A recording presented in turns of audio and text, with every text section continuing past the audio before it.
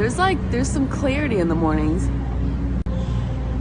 There really is. I feel like you can do your best work in the morning if you get to that place.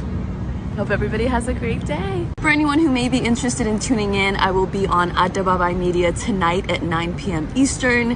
Nebiyu Asfaw of the Ethiopian American Development Council in Denver will be interviewing me about some of my work, analyzing the reporting on Ethiopia, and just how a lot of the networks and organizations that we would hope could get it right and that we trust in for a lot of other news just are getting it wildly wrong, which is not a novel concept. We've actually seen the New York Times get certain foreign reports like Iraq completely wrong. So we're just addressing what's going on in Ethiopia in real time. And another thing I'll probably address, because it came up last night during a conversation at a wedding, is I at this point am not trying to convince anybody, particularly any Tigrayan or Tigrayan activists. If at this point you do not see that what's going on is completely wrong, that what you were told that the war was about in the beginning is not what it is now, then one, you are completely political, so you're pro the political group that's running the show in Tigray, or you're just too far gone down the propaganda hole. So I'm not wasting my energy trying to convince people at this point. I'm just trying to help correct the narrative, because what's especially on social media and some of the mainstream media is just completely inaccurate. And there's a couple of things I want to address now, and I'll go into it deeper later. One, the way the word genocide has been weaponized as a political tool is something that I have been completely disgusted by. Oh my God, God have mercy on your souls, whoever came up with that idea. That is such a huge and heavy word, and the way it's thrown around.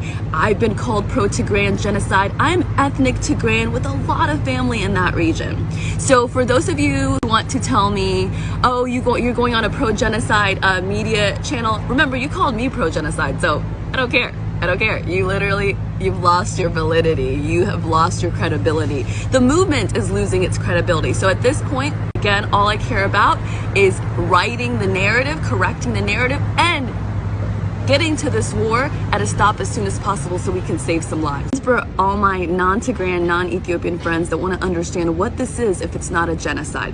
So this political group, TPLF in Tigray, which is a minority region, they want to get back into power. And they're using the people to fight a war in hopes of winning this war over 110 million people and getting back into power again with the backing of the West. That's how they got into power this first time.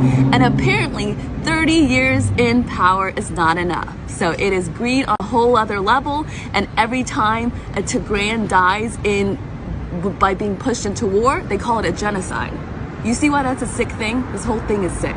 For the sake of being objective, I would be remiss if I didn't also say there are verified reports of atrocities on the Ethiopian military side as well. The Ethiopian government has held dozens of military personnel accountable for atrocities, some of which have been caught on camera.